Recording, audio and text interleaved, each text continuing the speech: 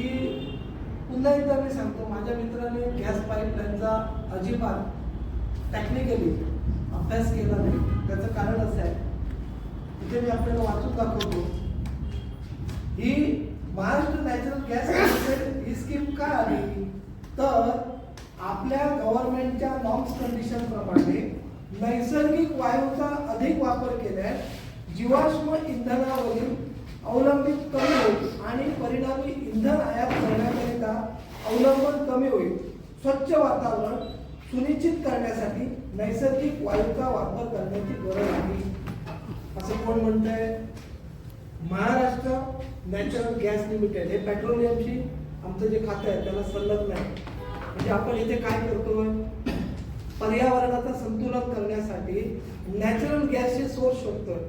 माझ्या मित्रांनी स्टेटमेंट काय केलं, माझ्या मित्रांचं स्टेटमेंट असं आहे, असं झालं ती लाईन जी दिली ती फुटली, त्याचा स्फोट झाला तर नगराध्यक्ष जबाबदार. मला ते हास्यास्पद होतं, कारण नॅचरल जे आहे त्याचा स्फोट होण्याचा माझ्या मते कुठे काही संबंध येत नाही. त्याच्या पुढे जाऊन सांगतो, यांच्या प्रश्नाचं उत्तर क्लिअर करतो. सुरुवातीला याचं जर ओपनिंग जर बघितलं आपण, ती एक त्यांनी माहिती घेतली. यांचं ओपनिंग कोणाच्या घरात झालं? अजय वसंत गोंदावळे, जे शिवसेनेचे नगरसेवक आहेत. त्यांनी एक मोठा कार्यक्रम घेतला, आपल्या घरासमोर मोठी रांगोळी घातली आणि ते गॅसवाले सगळे जे आहेत त्यांना खूप मोठं वेलकम केलं आणि ते वेलकम करून त्यांचा उदो केला आणि त्यांच्या घरात पहिलं कनेक्शन दिलं. मला वाटतं माझ्या मित्रांना माहिती नाही. आणि सेकंड थिंग, जे कनेक्शन देणं किंवा त्यांच्याशी सिस्टीममध्ये काय करणं, याला नगर परिषदेचा ॲब्सोल्युटली नो राईट शून्य. त्यांचं डिपार्टमेंट सेपरेट, त्यांना कनेक्शन देण्याचे पॉवर सेपरेट.